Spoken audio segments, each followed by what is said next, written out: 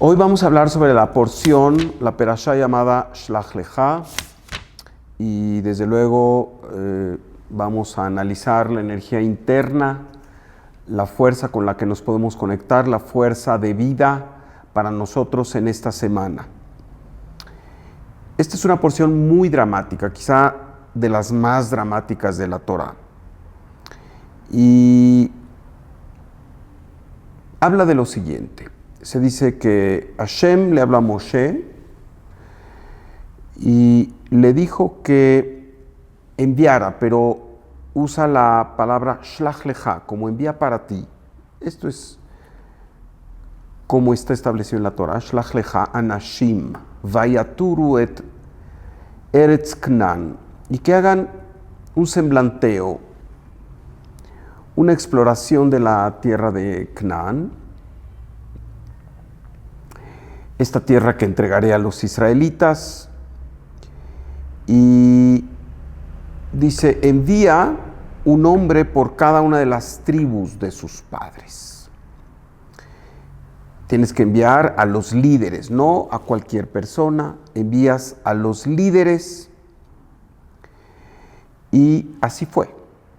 Moshe dio esta instructiva y les dijo, vayan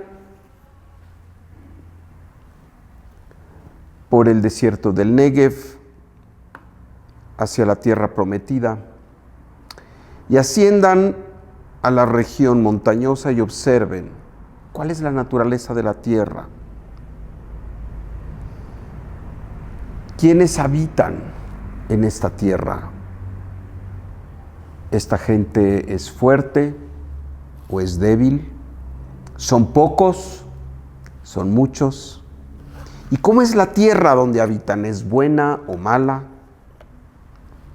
¿Cómo son las ciudades en que viven? ¿Son ciudades abiertas o ciudades fortificadas con murallas? Y el suelo, obsérvenlo, ¿es un suelo fértil o estéril? Esfuércense y traigan de los frutos de la tierra. Y así fue. Moshe asignó a cada uno de los presidentes de las tribus, y se dice que en particular representando a la tribu de Yehudá fue Caleb ben Yefuné, y representando a la tribu de Leví, así nos dice el Arizal, mandó a Hoshea bin Nun, no sin antes habiendo hecho una transmutación en su nombre muy importante, pues le agregó una yud. Y entonces Hoshea bin Nun ya no se llamaba Hoshea bin Nun, se llamó Yoshua bin Nun. Y salieron y fueron a explorar la tierra en los términos en que Moshe les indicó por indicación del Creador de la fuerza suprema. Y se nos dice que estos exploradores, que también se les llama espías, fueron a la tierra. En particular se dice que Caleb ben Yefuné llegó a Hebrón, y ahora vamos a hablar más adelante por qué es importante entender que fue a la ciudad de Hebrón, en donde estaba, sigue ahí este lugar muy energético, muy particular, llamado el Kever HaMachpelah, la cueva en donde están enterrados los patriarcas y las matriarcas. Y ahí fue en particular Caleb ben Yefuné, el representante de la tribu de Yehudá. Quizá ya se conoce la historia, es famosa. Regresaron y no dieron un reporte favorable. Empezaron a hablar bien, diciendo, bueno, sí, la tierra es buena, pero resulta que se traga a sus habitantes. Y además hay gigantes. y una serie de datos un tanto distorsionados y otros exagerados que hicieron que el pueblo entrara en pánico. ¿Cómo es posible? Estamos saliendo de Egipto, llevamos 2 años en el desierto, estamos a punto de entrar a la tierra de Israel, la tierra prometida, y resulta que esta tierra no es apropiada. Así que el pueblo entra en pánico, entra en crisis absoluta, y desde luego que este estado de desesperación, de sentirse defraudados, después de que escucharon directamente prácticamente de la voz del Creador que la tierra a donde se dirigían era la tierra prometida. ¿Cómo es posible que no fuese esta la descripción de esa tierra prometida, sino una tierra peligrosa, una tierra en donde no podrían vivir en paz? Así que por esta desesperación se dice que el Creador se enoja con este pueblo incrédulo, este pueblo falto de fe, y dice algo, ad ana y en atzuni, utilizando un término muy particular, y en atzuni, que curiosamente tiene las 4 letras que compondrían la nefasta palabra nazi, como diciendo, ¿hasta cuándo actuarán como nazis? Y desde luego viene un efecto, y viene una gran plaga, y muchos mueren, hasta que por la intervención de Moisés, que ruega de nuevo por el pueblo, dice, por favor, perdónalos. Y el Creador los perdona, dice, salachti kitvareja, los perdoné así como tú dices. Pero no dejo de pensar, este es el diálogo, ¿verdad?, que son malagradecidos, desconectados, arrogantes, faltos de fe. Esto además les cuesta que deambulen otros 38 años. En lugar de entrar directamente a la tierra de Israel, se les, pues, yo no me gusta usar el término castigo, pero el efecto de esa desconexión tan grande es que no pueden hacer contacto con la tierra de Israel de inmediato, con esta conciencia perdedora, esta conciencia totalmente de desconexión, esta conciencia ilusoria en donde pareciera ser que el Creador no existe. Vale recordar que estos exploradores, estos líderes que eran los presidentes de las tribus, no era cualquier persona, como decíamos, trajeron una muestra de los viñedos que había con unas uvas descomunales. Y se dice que para que una mentira pegue, para que un argumento pegue, tiene que tener algo de verdad, tiene que tener algo de atractivo. Y por ello dice, bueno, miren, sí, es esta tierra que es rica, es fértil, pero hay gigantes y la tierra misma se traga a sus habitantes, en fin. El que inteligentemente quiere manipular tiene que dar visos de verdad y de aspectos positivos también, ¿verdad? Vamos a hablar de qué se trata esto. ¿Cuál es la dimensión comunitaria? ¿Cuál es la dimensión, digamos, del tikkun, de la corrección del pueblo? ¿Y cuál es la dimensión interna para cada uno de nosotros? ¿Qué es de lo que estamos hablando aquí? ¿Cuál es la energía? ¿Cuál es la fuerza? ¿Qué tenemos que aprender en todo esto? En primer lugar, se nos informa que, y esto desde luego ya tomando las fuentes cabalistas, primero, antes de entrar en ello, necesitamos que el Creador mande testigos oculares para ver si la tierra de Israel es buena o no. Necesitamos que Moisés mande testigos con esta visión profética elevadísima. Y por eso dice Shlach lecha, mándate a ti.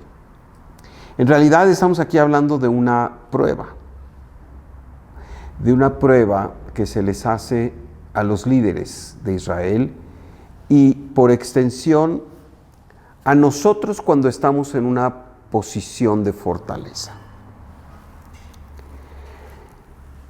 Se dice que el Creador sabía del riesgo enorme de lo que sucedería. Tenemos una situación especial.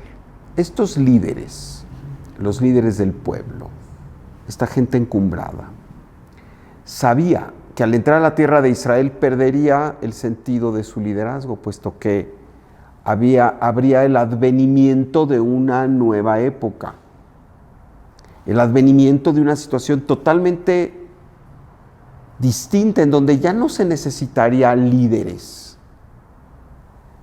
Porque como nos dice el Zohar, habría el advenimiento de esta época maravillosa, luminosa, la redención total, la revelación total de la luz. Y entonces, en ese tiempo, el mismo Zohar dice, nadie tiene que depender de otro, porque todos tienen una conexión particular con el Creador. Nadie requiere de que otro le enseñe, nadie requiere de que el otro le dé, porque cada uno va a tener esta propia conexión y esta propia abundancia, esta ligazón directa con la fuerza del Creador. Así que, sabiendo que estos líderes podrían fallar, porque cuando alguien está encumbrado se aferra al poder, se aferra al dinero. Así es. Y aunque estos seres eran elevados, estos presidentes de las tribus no eran cualquiera, el espejismo del poder es muy fuerte. El espejismo del poder hace que el deseo del ser humano se apegue a este aspecto de ego llamado poder. Y es un espejismo muy fuerte y nuestra mente egótica nos hace pensar que estamos en lo correcto. Es un gran reto estar en un puesto de liderazgo, de tentar un puesto de liderazgo y hacerlo luminosamente. El otro día, sin entrar en política, porque este no es un foro político, sin embargo, oía yo el discurso del presidente de Israel, que en paz descanse, el pasado presidente, Shimon Peres, en una visita que hizo a México y dio un discurso poco político y muy enriquecedor en su calidad de estadista mayor que ya era. Y dijo algo maravilloso. Entre otras cosas dijo, ¿qué es el verdadero liderazgo? El verdadero liderazgo es servir. Es un tema muy cabalista. Se nos dice que en el ámbito espiritual, el más poderoso y el más grande y el más encumbrado se mide porque cuál es su cantidad de ayuda y de servicio a los demás. Y en este sentido, el ser más elevado es el Creador.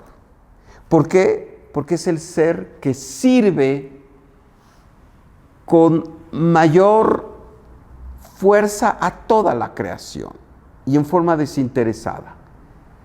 Y el Ser Supremo le da vida al vacilo más deleznable y al ser humano más luminoso. El Creador sirve a todos. Y este es un símil de cuál es el verdadero liderazgo. Si es que hay un líder absoluto, es Hashem Yitbaraj.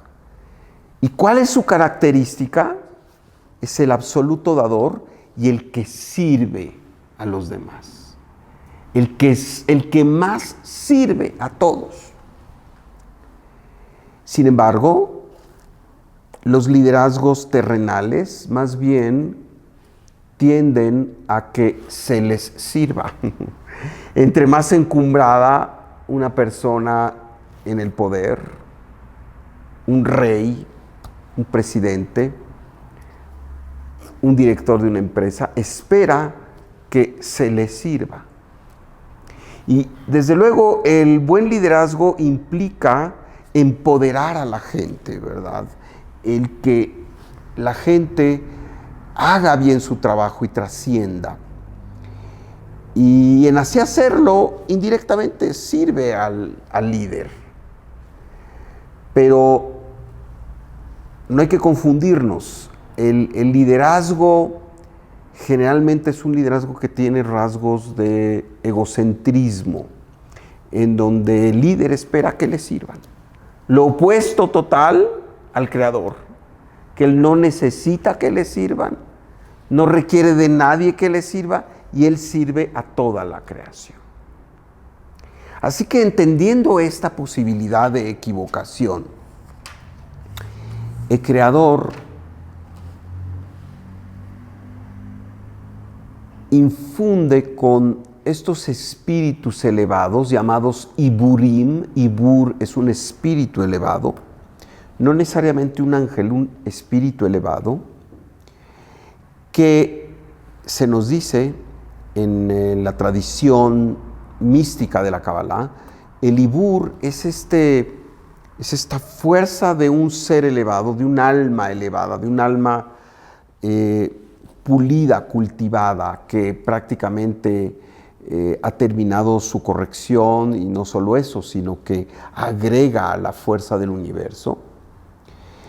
Y cuando tenemos la afinidad con esta alma, porque hemos hecho el trabajo espiritual, porque verdaderamente trabajamos con amor al prójimo, porque verdaderamente tratamos de imitar al Creador, viendo en qué manera servimos en la posición en la que estamos, entonces nos dicen nuestros maestros cabalistas, desarrollamos una fuerza tal de afinidad con el Creador, que si bien el Creador directamente no puede apegarse a nosotros, lo hace de diversas formas, y una de ellas es a través de esto que llamamos Ibur. Un Ibur es esta alma elevadísima que es enviada por el Creador y que se apega a nosotros para asistirnos. Y es un gran mérito tener en esta vida un Ibur.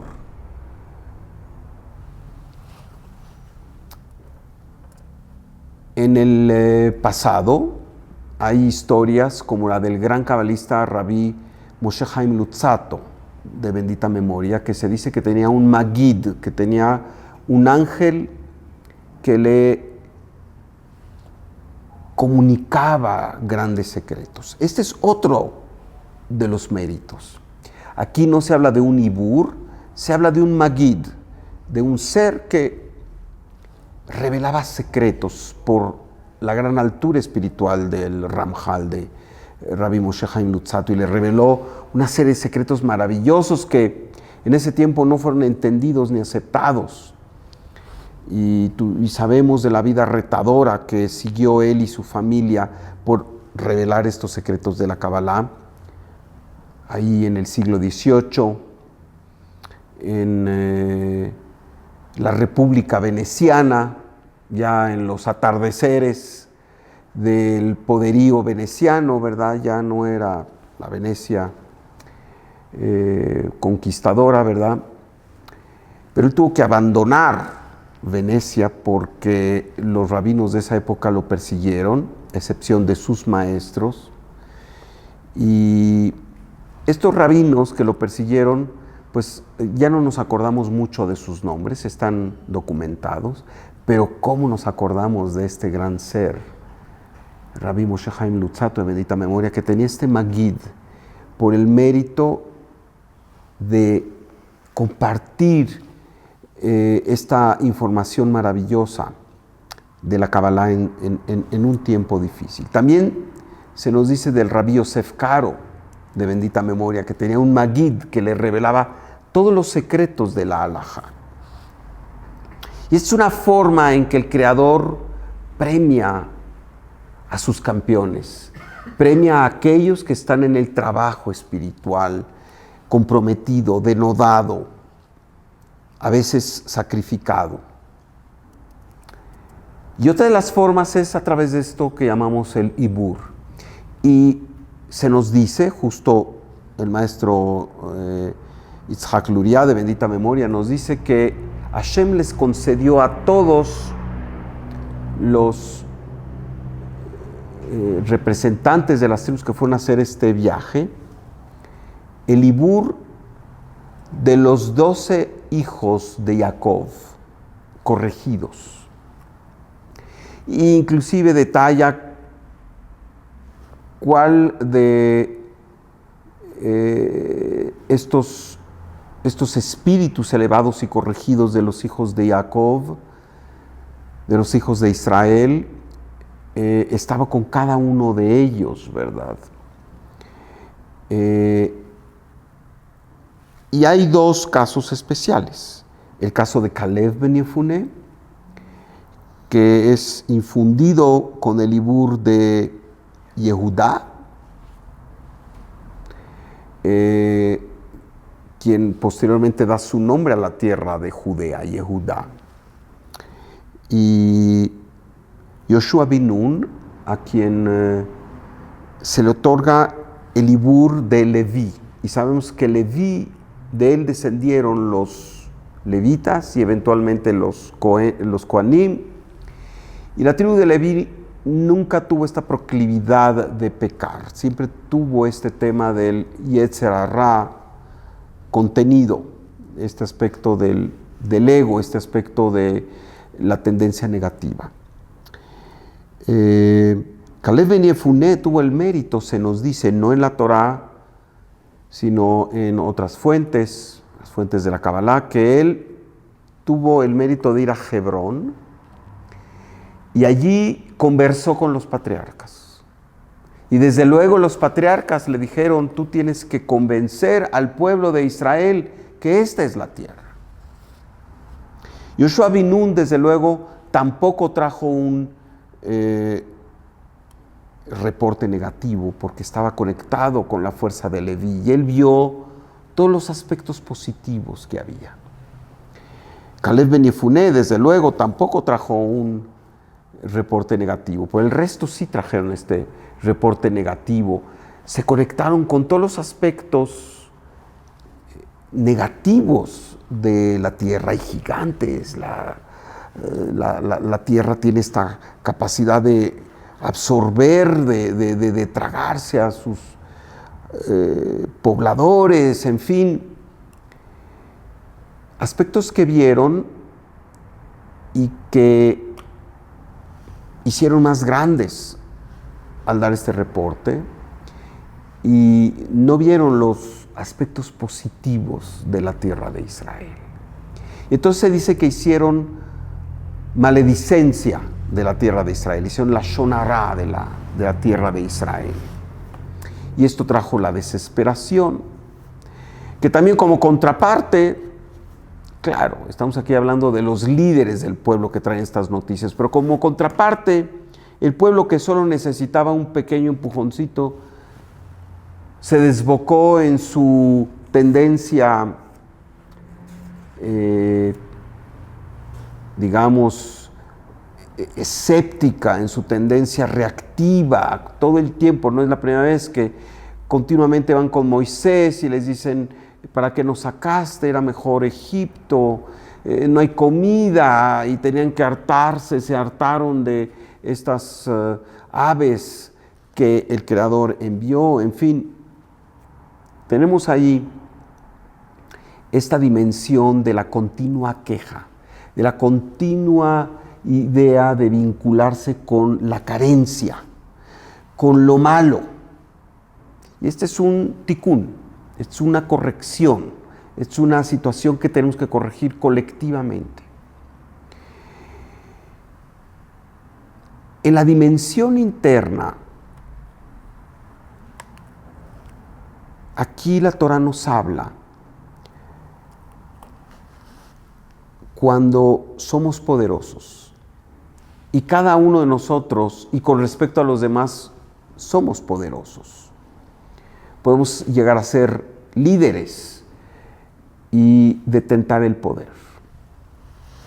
Y nos dicen nuestros maestros que cuando la persona tiene el poder, la riqueza, el dinero, las influencias, esa es la prueba máxima de su humildad y de su verdadera capacidad de ser un líder en el sentido que lo hemos dicho, de servir. Porque cuando se tiene todo en lo material, el dinero, el poder, kiseh, kavod, vekesef, kiseh, la silla, el trono, kavod, el honor, kesef, el dinero, es ahí donde se conoce a la gente. Y la verdad es muy fácil fallar. Sin embargo, nos informan los maestros cabalistas que había una buena intención de estos presidentes de las tribus, pero en un momento dado se reunieron y confabularon. Dijeron, cuando entremos a la tierra de Israel, se acabó nuestra fuerza, se acabó nuestro poderío, se acabó nuestro puesto, se acabó nuestro dinero, nuestra influencia. Y entonces decidieron traer estas malas noticias. En ese momento se nos dice, palabras de Kitve Ari, que estos Iburim obviamente dejaron de estar asentados en las auras, en los cuerpos etéreos, espirituales de estos líderes, y se desprendieron y ya no los ayudaron más.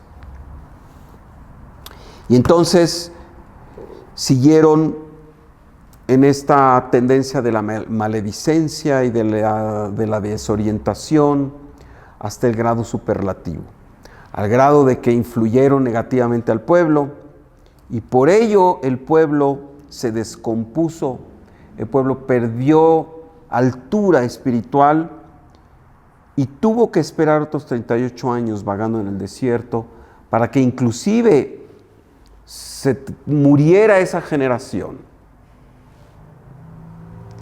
y una nueva generación se asentara en la tierra de Israel. Tenemos que entender que místicamente la entrada del pueblo de Israel a la tierra de Israel es la unión de Zeir Anpin y Malhut, es la unión de los mundos espirituales y el mundo físico, es la culminación, es el momento en que la obra maestra queda totalmente culminada. Es el momento de la gran revelación de la luz, es el momento de Mashiach. Y para ello se requiere de esta preparación y se requiere de esta capacidad de andar por la vida o vidas y hacer el trabajo que tenemos que hacer.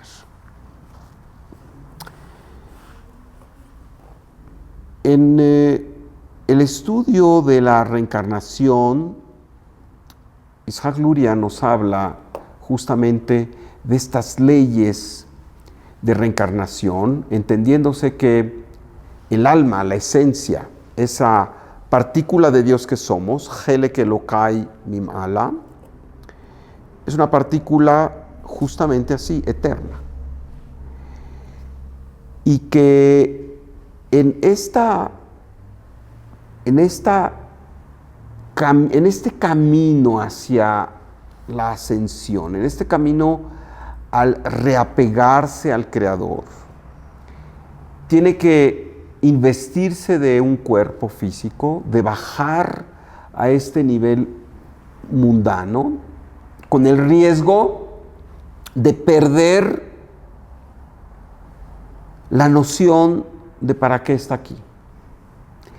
El encarnarse en un cuerpo físico implica perder la noción de eternidad que se tiene, a menos que estemos en el continuo cuidado del trabajo espiritual y del estudio y del apego a la Torah. De otra forma nos olvidamos para qué venimos, nos olvidamos de otras vidas, nos olvidamos de los errores que cometimos en otras vidas y desde luego nos olvidamos de qué en específico venimos a hacer aquí.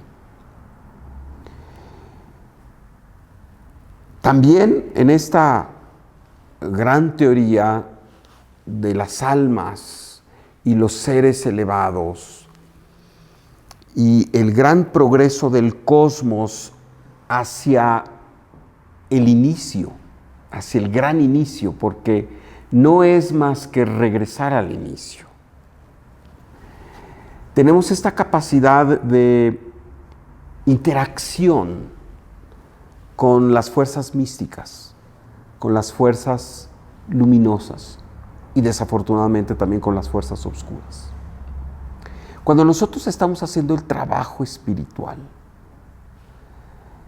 desde luego se abren portales y somos meritorios de que almas elevadas, que puede inicialmente a lo mejor ser un abuelo o un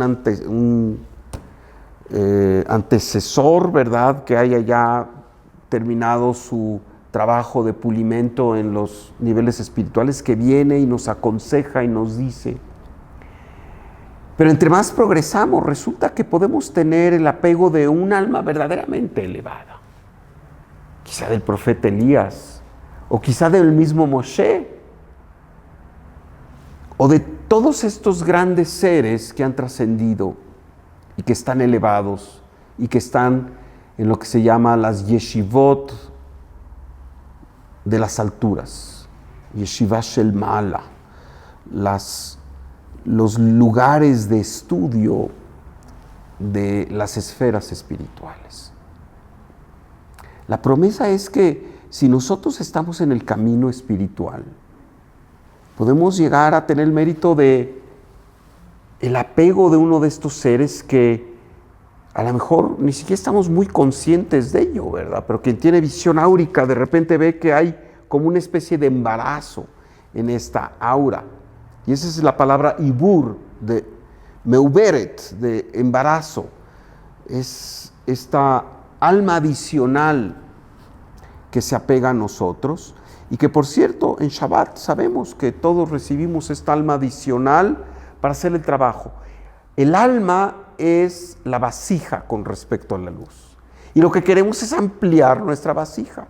Así que cuando estamos actuando bien, somos premiados con una vasija adicional, con un ser elevadísimo que, aunque a veces no estamos muy conscientes de que está ahí apegado a nosotros, de repente empezamos a seguir patrones de conducta y tomamos decisiones que son afortunadísimas, maravillosas, y que nos va bien, y que podemos hacer el bien con mucha mayor eficiencia. Así que, ¿por qué no pensar que tenemos esta capacidad? La meditación cabalista, el infundirnos con la fuerza de las letras, por ejemplo, aquí en este caso, donde se nos habla de que Moshe cambió el nombre de Oshea y le puso Yehoshua, la Yud, pues la Yud es la conexión al más alto de los niveles, al nivel de Jochma. Y esto desde luego que ayudó a Yoshua, que además tenía el mérito desde luego no es cualquier persona, se ganó esa ayuda. Al igual que la ayuda que se ganó Caleb ben Yefuné, de tener el espíritu de Yehudá pegado a él, un espíritu ya muy corregido, quien lo guió a otro punto de enorme conexión. Y entonces así se establece este aspecto virtuoso. Sin embargo, también tenemos lo contrario. Y lamentablemente hemos de decir que es lo que más prevalece en el mundo.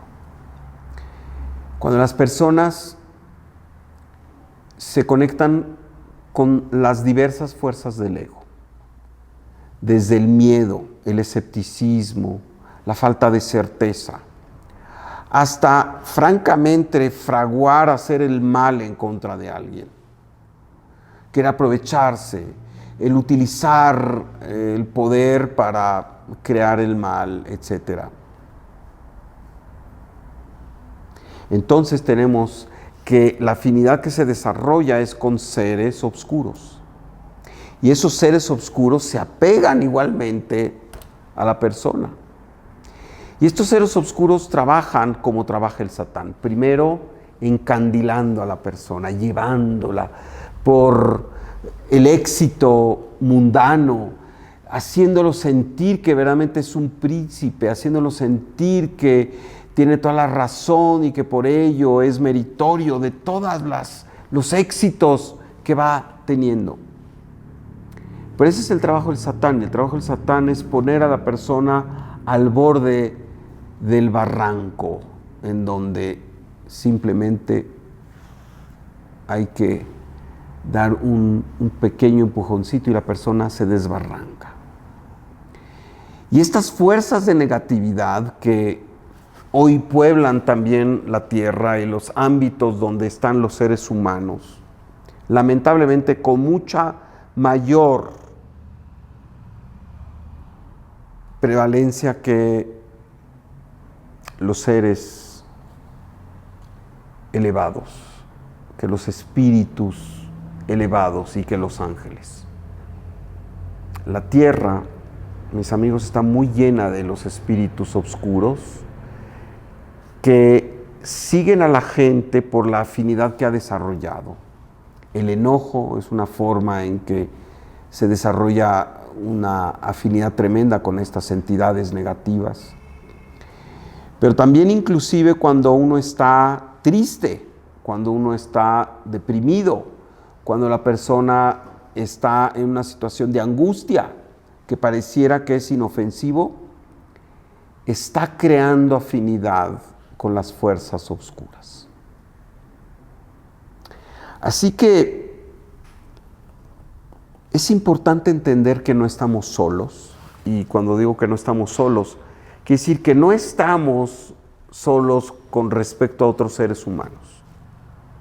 El Creador, desde luego, siempre está con nosotros en las alturas y en los lugares a donde más bajo cae la gente. Pero también estamos acompañados por todo un ejército y un séquito increíble de seres, por un lado luminosos y por otro lado de seres oscuros. Y es mérito el apegarse a los seres luminosos y a los ángeles. Cada uno de nosotros tiene ángeles del servicio que han sido asignados para nosotros. Entre las miriadas de huestes angelicales, todos tenemos estos seres que se apegan a nosotros. Sin embargo, se requiere de que en cada vida hagamos un esfuerzo de hacernos meritorios, de hacernos afines a estos seres. Primero dando crédito de que ahí están. Cuando no creemos, seguro estos seres, por más que quieran estar cerca de nosotros, no lo pueden estar, porque en ese nivel lo que nos hace afín es la fuerza de la conciencia. Y cuando desde luego estamos enojados, cuando estamos tristes, cuando estamos en esta mentalidad de miedo o de causar miedo a los demás o de abusar de los demás, de aprovecharse de las debilidades de los demás, etc. Y no estamos en esta modalidad de servicio. Y no estamos en esta modalidad de amor al prójimo. Entonces estos seres se adueñan de las personas, se adueñan de sus casas, se adueñan de sus vehículos, se adueñan de sus lugares de trabajo. Y se adueñan y crean esta energía afín a ellos para que puedan ellos estar viviendo y conviviendo allí. Es un círculo vicioso del cual es difícil desatorarse. Estos cuentos de las casas embrujadas tienen mucho de verdad desde el punto de vista cabalístico, puesto que estas casas en donde ha habido situaciones, donde ha habido crímenes, donde ha habido engaños, donde ha habido infidelidades, ahí es donde estos seres se apegan y se alimentan de esta energía. Por ello es tan importante despertar a la conciencia, porque el corto plazo pertenece al Satán y sus huestes oscuras. El corto plazo, el goce de aquello que has hecho mal. Claro, este tipo lo maté económicamente, lo dañé, claro, porque se lo merecía, y nos convencen de eso. Y el Satán premia a las personas en el ínterin, nos hace sentirse de que están en el camino adecuado. ¿Hasta que el Creador dice, se acabó, esta persona tiene una oportunidad, y si no despierta a la conciencia y a la luz, es el mismo Satán quien lo acaba. Es el mismo ángel de la muerte quien lo finiquita. Por ello es importante no caer en la ilusión del poder, no caer en la ilusión de la bonanza física, económica, como un mensaje de que ya la hicimos, de que ya estamos donde tenemos que estar. Al contrario, cuando la persona está en una posición de poder, es cuando más debe cuestionarse, cuando más debe de pedirle al Creador, inspírame, no me permitas, no permitas que me desvíe, no permitas, Creador, que me envuelva en mi arrogancia, en mi concepto de que soy este ser maravilloso, invencible, desde ese punto de vista, desde el punto de vista de que todo lo puedo y siento que puedo abusar del mundo y de quien me rodea. Es en esos momentos, en esas encrucijadas donde tenemos bajo nuestra responsabilidad a gente, cuando tenemos la capacidad de influir, que somos más vulnerables. Porque cuando una persona está en una posición difícil, en una posición económicamente deprimida, o inclusive tiene problemas de autoestima y demás, pues está en esta apertura a que el Creador le ayude. Pero una persona que ha sido tremendamente exitosa, una persona que está al frente de un país, al frente de una empresa, al frente de una organización, al frente de gente en donde claramente tiene la alternativa de beneficiarse nada más él, o de beneficiarse él a través de empoderar a los demás. Y este es el mensaje interno para cada uno de nosotros. ¿Qué tanto los espías, estos exploradores, están viviendo dentro de nosotros? ¿Y qué tanto podemos engañarnos adoptando las posiciones egóticas en donde solo lo que a mí me conviene es lo que yo voy a hacer. En esta semana nos llenamos con la posibilidad de tener la asistencia de seres elevados y desde luego la asistencia del Creador para no fallar. Y recordar que cada vez que estamos en una posición de poder, cualquiera que ésta sea, de influir, una posición de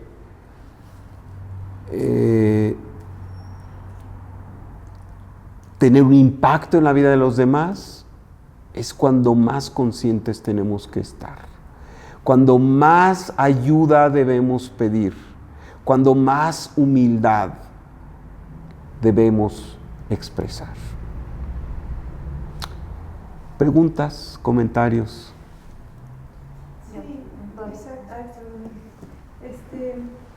Tú mencionas que sí en grandes posiciones y no también cuando estás muy deprimido, cuando estás sin hacer nada, o sea, ¿es la misma energía? Sí, al final es como que un círculo se completa, ¿verdad? Repito la pregunta. La pregunta es si esto sucede nada más cuando estamos en situación de poder o si sucede también cuando estamos deprimidos en una situación vulnerable. Y son las dos. Cuando estamos en una situación vulnerable, en una situación de depresión, en una situación de tristeza, en una situación de angustia, lo natural es volcarse totalmente en uno mismo. Y entonces deja uno de pensar en los intereses de los demás, deja uno de actuar en los demás. Muchas veces la angustia paraliza y lo único que la persona está pensando es cómo se salva ella, entrando en una posición totalmente ineficiente. Porque en realidad la forma en que esta persona puede ser ayudada es cuando hace algo por los demás. Y justamente una de las recetas mágicas para aquellos que sufren de depresión, angustias, es haz algo por alguien y se quita. Piensa en otro, piensa en una sonrisa que le puedas dar, piensa en un... No, pide por otros. Desde luego, pide por otros, claro, pero actúa también por otros, Sí, claro. ¿verdad? No es que actúes por otros, tal vez muchas veces sigues pensando en ti. Sí, siempre seguirás pensando en ti porque el ser humano, La naturaleza, claro. la naturaleza humana tiende al ego.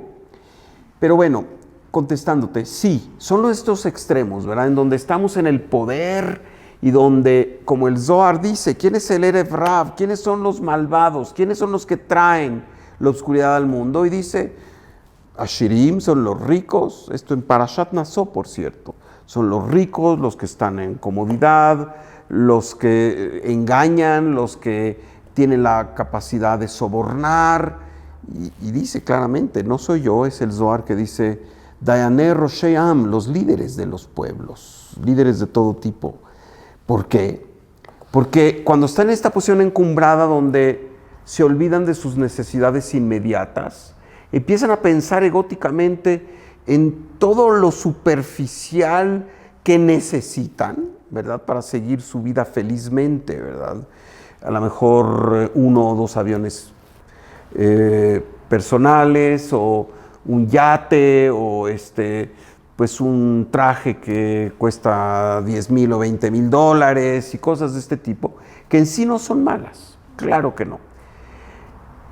Estamos hablando de esta idea de sucumbir ante la ilusión del no compartir, de yo me quedo con el pastel, pero no funciona así el cosmos. Quien se queda con el pastel y no comparte, se queda sin nada, eventualmente, en el momento correcto, en el momento justo. Mientras el Satán le hace sentirse totalmente abundante porque no comparte. Y desde luego está el extremo en donde la persona está vulnerable y está nada más pensando en sí mismo, en cómo sale de sus propias problemas, sin pensar en los demás. Cuando la solución está en hacer algo por alguien más. Y entonces le llegará. Y justo como dice Jaime, quien pide por los demás, se le concede en primer lugar las cosas. Pero cuando pide por los demás, en serio, ¿verdad? Primero pides porque tal muchacho le aparezca la novia y se case, por tal persona que está en dificultad en su negocio y que le vaya bien, etcétera, ¿verdad? Por la salud de tal y cual persona. Y esa es la idea, ¿verdad? El desarrollar afinidad con el cosmos, de tal manera que cuando nosotros nos detentamos como líderes, porque estamos en una posición de poder, y lo hacemos con humildad, y lo hacemos primero poniendo los intereses de las mayorías y de los demás, y desde luego nuestra gente, ¿verdad?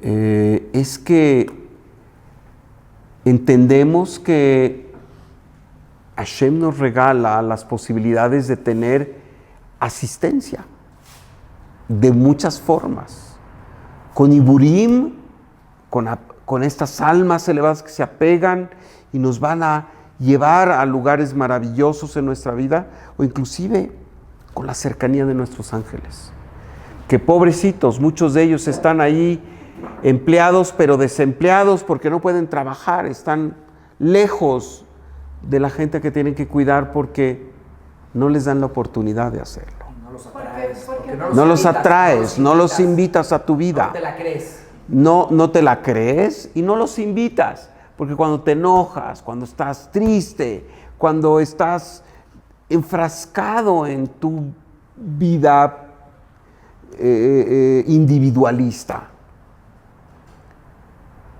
te haces desafín a esta fuerza de los ángeles que su misión es la ayuda al cosmos, la ayuda al mundo. Ellos no requieren nada. Están sin chamba los pobres. Entonces están sin trabajo todos aquellos huestes de miriadas de ángeles porque no se pueden acercar a sus amos, por así decirlo, porque no les dan permiso, porque no los han incluido en su vida, porque son estos líderes egóticos, porque son abusivos, porque están pensando todo el tiempo en sí mismos.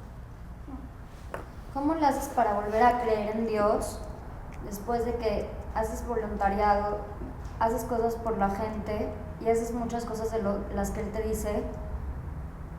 Tal vez estás esperando algo y nomás no llega. Porque mira, cuando haces cosas esperando que venga un efecto positivo y demás, no lo estás haciendo incondicionalmente. Es un cierto nivel y se toma en cuenta. El cosmos, no hay nada que Hashem, el cosmos, no tome en cuenta. Todas tus acciones luminosas, y desde luego las acciones negativas, pero las acciones luminosas, todas, no se pierde nada. De hecho, cuando actuamos luminosamente, las energías negativas que en algún momento por inconsciencia despedimos al cosmos no son tomadas en cuenta. Esa es la gran misericordia del Creador. Pero todo lo bueno que hemos hecho, aun cuando a lo mejor fue con chanfle, como decimos, o sea, era por ganar algo,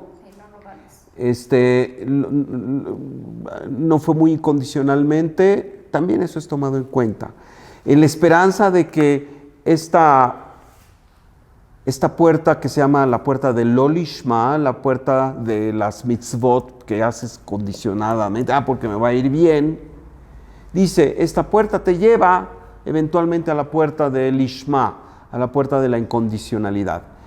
Pero lo importante es que conforme vamos avanzando en nuestro camino espiritual, dejemos a un lado las condiciones que ponemos y hagamos el bien, porque eso es lo que nos trae un goce inconmensurable.